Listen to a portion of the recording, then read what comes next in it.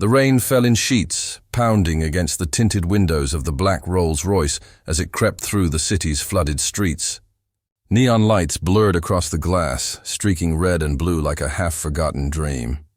Inside, billionaire Andrew Carlyle sat slouched in the back seat, phone in hand, his thumb mindlessly scrolling through numbers, graphs, and contracts. It was just another night. Another storm. Another moment when his money made the world seem distant, but then something pierced the monotony. Andrew's eyes flicked up, almost involuntarily. There, through the rain, he saw a man. A frail figure hunched on the curb, clothes soaked and clinging to his thin frame. The man's hands were outstretched, trembling, holding nothing but a dented tin cup that collected more raindrops than coins. Andrew frowned. Homelessness was nothing new in the city, but this man, something about him, made Andrew's chest tighten. The Rolls-Royce slowed at a red light. The windshield wipers slapped rhythmically, giving Andrew glimpses of the beggar's face between streaks of water. And then, for a fleeting second, their eyes met. The beggar's gaze wasn't empty like so many Andrew had seen before. It was haunted. Deep-set eyes that carried both dignity and unbearable sorrow. His lips trembled as though he wanted to speak but couldn't. Andrew leaned forward. "Driver, stop." The chauffeur shifted uncomfortably. "Sir, this isn't a safe area," I said. "Stop." The car eased to the curb, tires splashing into a puddle. Andrew's heart pounded. Why? Why did this stranger's face pull at his memory like an old wound? He opened the door. A blast of cold rain and wind slapped against him, soaking his tailored suit within seconds. The driver called out, panicked, but Andrew didn't listen. He was already moving, shoes splashing against the waterlogged street. The beggar flinched at first, as though expecting to be pushed away, but then his cloudy eyes widened. He whispered something, a name, barely audible through the storm. "Andrew." Andrew froze. He took a step closer. The beggar's face came into full view beneath a flickering streetlight, wrinkled, weathered, but unmistakable. No, it couldn't be. It was impossible. A rush of memories slammed into Andrew like a tidal wave, chlorine, screaming water, tiny hands thrashing, a boy's lungs filling with fear. And then, arms around him, pulling him up, dragging him from darkness into air. Andrew staggered back, clutching his chest. His voice cracked. You... The beggar coughed, his lips curving into the faintest trace of a smile. "You remember." The world seemed to fall silent. The rain still poured, the traffic still hummed, but in Andrew's ears there was nothing but the echo of that day, decades ago. The man before him, shivering in the cold, begging for change in the storm, was the janitor who had once saved his life. Andrew's throat went dry. He wanted to speak, but the weight of guilt pressed hard against his chest. This man had given him everything, a second chance at life, and now, after all these years, here he was, broken, forgotten, left to rot on the very streets Andrew's fortune now paved. The driver shouted from the car, "Sir, get back inside! You'll get sick!" But Andrew didn't move. He couldn't. His world had just shifted. The beggar's hands shook as he lowered the tin cup, his voice raw, barely more than a whisper. "I knew. I'd see you again." The words cut through Andrew like a blade. He dropped to his knees in the mud, uncaring of the stares from passers-by, uncaring of the ruin of his $1,000 suit. He reached out, steadying the man's trembling hands. "Mr. Williams," Andrew whispered, the name finally surfacing from the depths of his memory. "It's you." The old janitor nodded, tears mixing with the rain on his face. "It's me." And just like that, the billionaire realized his life was about to change forever. The rain-soaked street faded into darkness. For Andrew, time peeled back like old paint. His breath quickened as the neon glow of the present dissolved, and he was pulled into a memory he had buried for decades. He was 8 years old again. The summer sun blazed high over the Carlyle estate, where laughter and chatter echoed from the swimming pool. Children splashed in the shallow end, parents sipped cocktails by the umbrellas, and servants rushed to keep the guests satisfied. To everyone else, it was a day of leisure and luxury. But to young Andrew, it was something else, a chance to prove himself. The deep end of the pool gleamed like forbidden territory. He had been told countless times, "Don't go near the deep water. You're not ready." But Andrew wanted to silence the taunts of older cousins who called him soft, spoiled, weak. So when no one was looking, he crept closer. His small feet tiptoed across the hot tiles, eyes fixed on the water's dark surface. The laughter around him dimmed, muffled, as though the pool itself were calling. He took a breath, then jumped. The water swallowed him whole. At first, it was thrilling, the cool rush, the weightlessness. But within seconds, panic struck. The bottom was too far. His arms flailed. His tiny legs kicked furiously, but he was sinking deeper. His lungs screamed for air. He tried to cry out, but water filled his mouth, choking him. The sunlight above blurred into a wavering smear of gold. The muffled laughter of the party grew faint, then vanished. He was drowning. Time slowed. His chest convulsed. Bubbles streamed from his lips as his body begged for air. Fear turned to terror, then to a terrifying stillness. His small hands reached upward one last time, before the world around him dimmed. And then, arms, strong, steady arms grabbed him, pulling him upward with fierce determination. The light above grew brighter. The surface broke with a gasp and a roar of air. Andrew coughed violently, choking and sputtering, water spraying from his lips. Voices screamed from the poolside. Guests leapt from their chairs. But the only voice that cut through the chaos was deep, urgent, commanding. "Stay with me, boy. Breathe." Andrew blinked through burning eyes.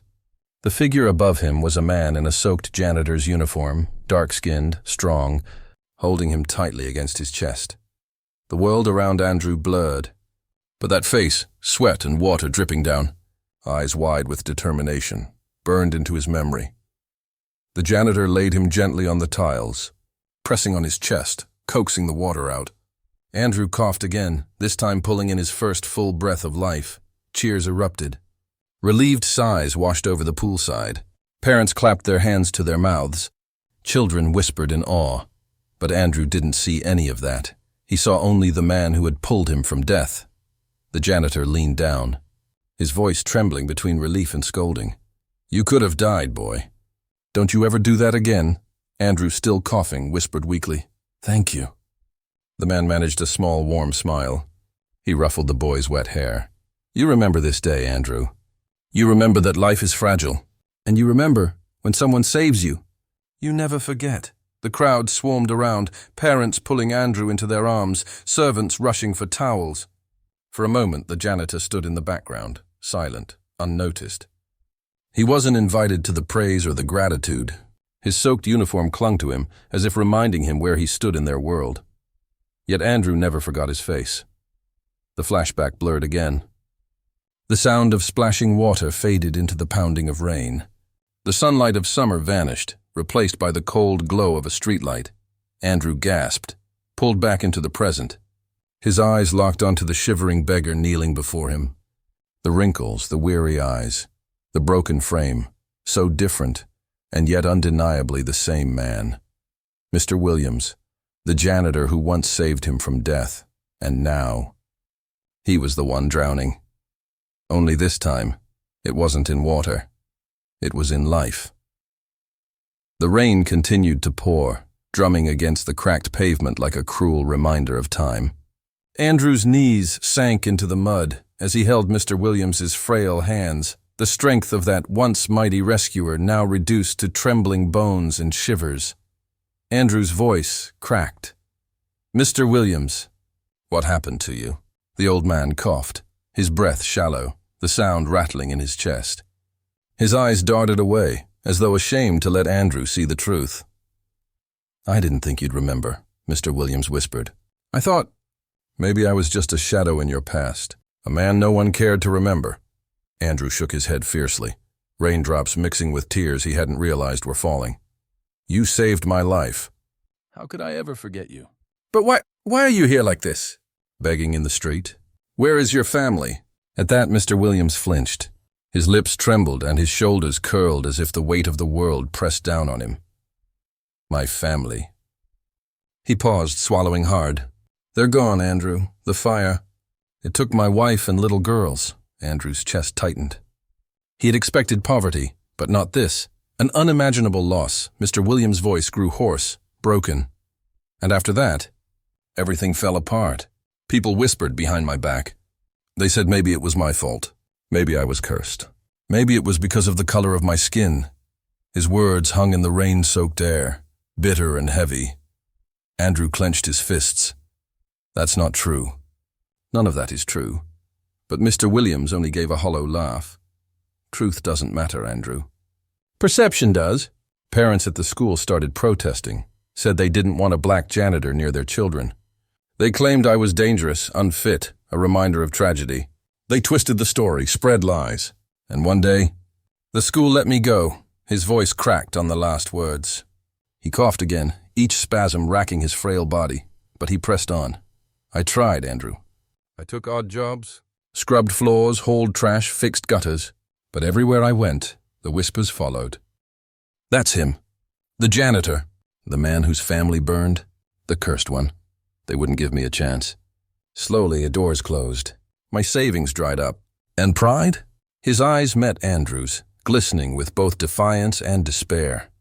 Pride doesn't keep you warm when the nights are cold. Andrew's heart pounded. He felt guilt clawing at his chest. All these years, he had lived in luxury, while the man who gave him his very life had been left to rot, alone, hated, forgotten.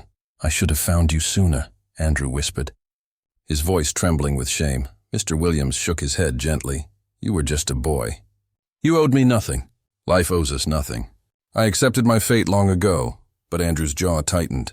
Something inside him, something fierce, unrelenting, ignited. No, he said firmly, standing despite the rain that soaked his suit. You saved me once, and I will not let your story end like this. Not begging in the rain, not alone. Passers-by slowed to stare. Some scoffed. Others sneered. To them, it was a billionaire kneeling in the mud beside a filthy beggar. A scandal, a disgrace. But Andrew didn't care. He bent down again, gripping Mr. Williams' arm with determination. Come with me, he said. Right now. I don't care who sees. I don't care what anyone thinks. You are coming with me. Mr. Williams' eyes widened, a flicker of fear mixed with disbelief. Andrew. No, people will talk. They'll say you've gone mad. A man like me. I'll stain your name. Andrew's voice rose above the rain, fierce and unwavering. Then let them talk. And with that, he lifted Mr. Williams to his feet. The old man staggered, his thin frame barely able to stand, but Andrew wrapped an arm around him, supporting his weight. The chauffeur gasped as they approached. Sir, what are you doing? He'll ruin the car! Andrew shot him a glare sharp enough to silence the protest. This man is worth more than every car I own. Open the door. The driver hesitated, then obeyed, stunned into silence. As Andrew helped Mr. Williams into the warm interior, people on the street pulled out phones, snapping pictures, whispering. Some mocked, others gawked, but none of it mattered, because in that moment, Andrew knew one truth. The man who had once pulled him from the depths of death was now the one drowning, and this time, Andrew would be the one to save him. Fade to black. The warmth of the Rolls-Royce wrapped around Mr. Williams like a foreign world. The leather seats, the quiet hum of the engine, the faint scent of cologne and polish. It was a far cry from the cold pavement where he had spent his nights. His hands, cracked and weathered, clutched the armrest nervously as if afraid he would soil the pristine surface. Andrew sat across from him, watching. The old janitor's frame looked so small, swallowed by the luxury. And yet to Andrew, he was the largest presence in the room. Relax, Andrew said gently. You belong here. But Mr. Williams shook his head, a bitter laugh escaping his lips. Men like me don't belong in cars like this, Andrew. You'll see. People will talk. They always talk. Andrew leaned forward, his voice sharp. Let them talk. The chauffeur's eyes flickered in the mirror but said nothing. The very next day, headlines exploded. Billionaire Carlisle seen escorting homeless beggar into luxury car. Carlisle heir embraces madness. Who is this old man and why does Andrew Carlisle protect him? Social media buzzed with mocking memes. edited photos, sneering comments. To the elite world, Andrew had committed a scandal, lowering himself, tarnishing the Carlyle name by embracing a beggar. But Andrew didn't care. He had taken Mr. Williams straight to a private hospital that night. Doctors fussed over him, running tests, muttering about malnutrition, pneumonia, untreated injuries. Andrew paid for everything without hesitation. When reporters gathered outside, flashing cameras and shouting questions, Andrew didn't flinch. He stood before them, raincoat draped over his shoulders, and spoke clearly. This man is not a beggar. He is not trash. He's the man who once saved my life. His name is Mr. Williams, and from this day on, he is family. Gasps rippled through the crowd. A billionaire declaring kinship with a homeless black janitor? It was unheard of.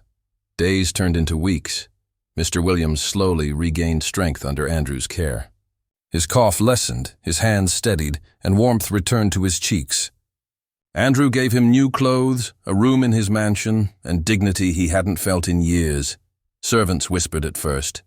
Some averted their eyes, some muttered that it was improper. But Andrew silenced them with a single command. You will treat him with respect. He saved me once. He deserves more than any of us. And so, reluctantly, the household obeyed. But beyond the mansion walls, the storm was only growing. Board members called Andrew into emergency meetings. In polished suits and cold smiles, they voiced their concerns. Andrew, this spectacle, it's affecting Carlyle Industries. Investors are nervous. Your reputation is being mocked. Why associate with him? One man cleared his throat delicately, though his eyes gleamed with disdain. He's not your kind, Andrew. Surely you see how this looks. Andrew's jaw tightened. His gaze swept the room. My kind? He repeated softly, the words slicing through the air. Yes, the man stammered, suddenly uneasy. You're a Carlyle, a leader, people of his background. They don't belong at our table. Silence fell. Andrew rose slowly from his seat. His voice was calm, but every word was edged with fire. Let me remind you all of something.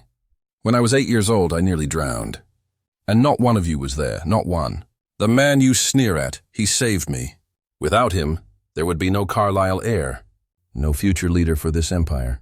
You owe him your entire fortune as much as I do. The room shifted uncomfortably. Some looked away. Others scowled. I will not abandon him, Andrew finished. If that costs me deals or respect, so be it. And with that, he walked out, leaving the board in stunned silence.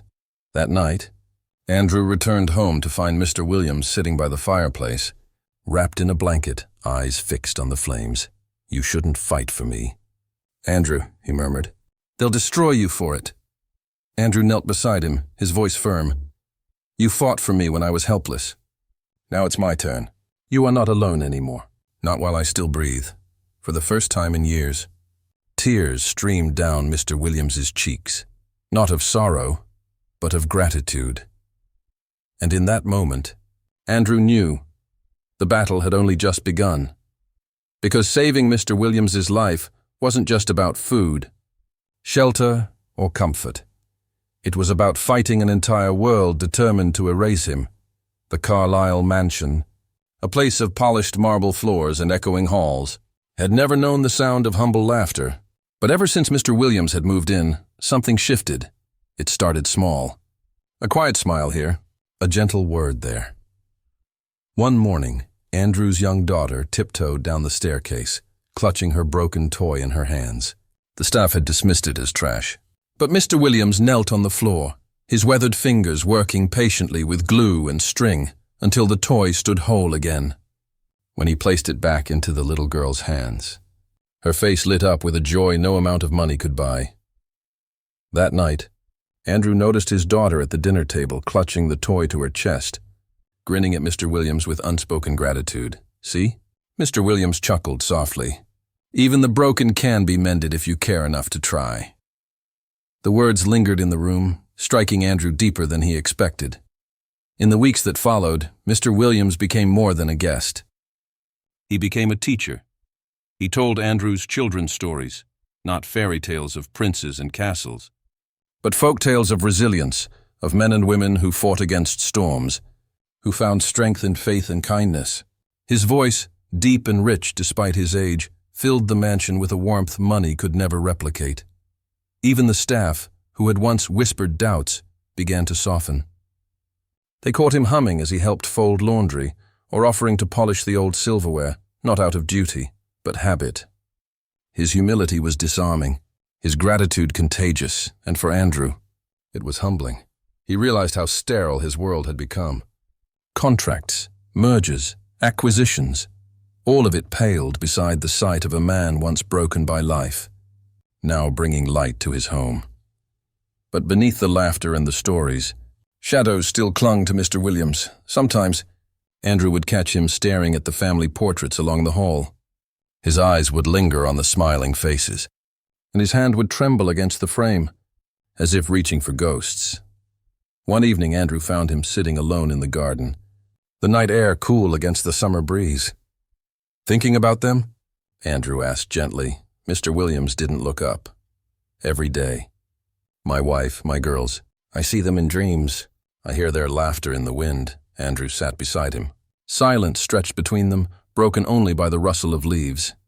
"They would be proud of you," Andrew said firmly. "Of the man you are, of the life you've touched, including mine." Mr. Williams finally turned, his eyes glistening. "And I'm proud of you, Andrew. The boy who once needed saving has become the man who saves others." The words struck Andrew's heart with a weight he couldn't shake. But as the days passed, Andrew noticed something troubling. Mr. Williams tired easily. He coughed at night, sometimes so violently it left him breathless. Doctors assured Andrew they were doing everything possible, but age and hardship had carved deep scars into the man's body. Andrew refused to accept it. He hired the best specialists, ordered every test, spared no expense. But despite all the efforts, the truth loomed like an unspoken shadow. Mr. Williams's time was limited. And though the mansion was brighter, though Andrew's household had found a new heartbeat, Andrew feared he would lose the very man who had become his second father. Yet Mr. Williams never let sorrow define his days. One afternoon, as the rain tapped gently against the windows, he gathered Andrew's children in the study and told them something they would never forget. "Do not measure a man by his wealth," he said softly, his eyes flicking briefly toward Andrew. "Measure him by the love he gives and the lives he changes. That is the only legacy worth leaving behind." Andrew, standing silently in the doorway, felt the words carve deep into his soul. Legacy. Not money, not power, but love. And in that moment, Andrew understood. Mr. Williams had given him a gift far greater than saving his life. He had given him the wisdom to truly live. Fade to black na, leading into the final goodbye.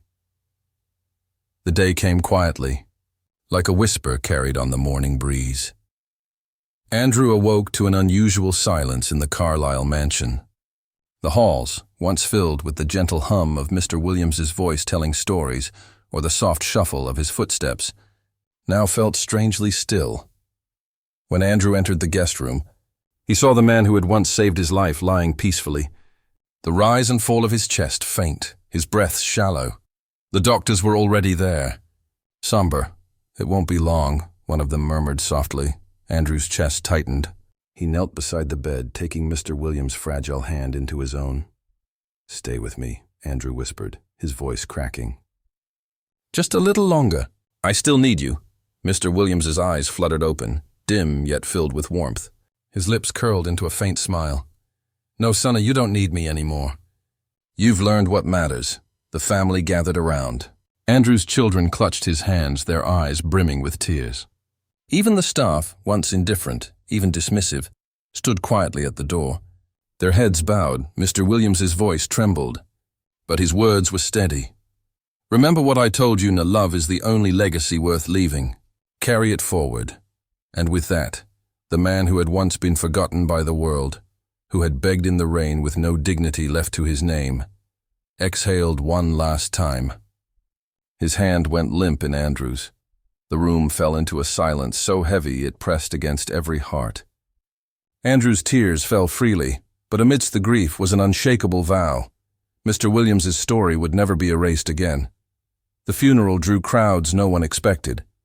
At first, only Andrew's family and staff arrived. But word spread of the billionaire honoring a poor black janitor who had once been mocked, ignored, and cast aside. Soon, strangers filled the pews. Old neighbors came. Even those who had once turned their backs on Mr. Williams stood weeping at the back of the church. And then, in an act that stunned the world, Andrew Carlyle stepped to the podium and placed a framed photograph of Mr. Williams, a simple black-and-white portrait from his younger years, beside his own family crest. He cleared his throat, his voice thick with emotion. "This man," Andrew began, "was more than a janitor, more than a beggar in the rain. He was my savior, my teacher, my second father. Without him, I would not be standing here today. He showed me that greatness is not measured in power or wealth, but in kindness, sacrifice, and love." The crowd sat in hushed silence. Cameras flashed, recording every word. Andrew continued, his voice rising. "And I vow before all of you, his name will not be forgotten. The Carlyle Foundation will be rebuilt in his honor. Schools, shelters, scholarships, all will bear his name. Mr. Samuel Williams will live on as a reminder that no act of kindness is ever wasted. No matter how the world may try to bury it." The church erupted in sobs and applause. For the first time in his life, Andrew didn't feel like a billionaire on a pedestal. He felt like a man carrying forward another man's legacy. Weeks later, the unveiling ceremony took place. Reporters gathered, communities watched, and children from underprivileged neighborhoods stood hand in hand. Andrew pulled away the cloth covering. A bronze statue. It wasn't of him. It wasn't of wealth or grandeur. It was of Mr. Williams, standing tall in his janitor's uniform, holding a mop in one hand and a child's hand in the other.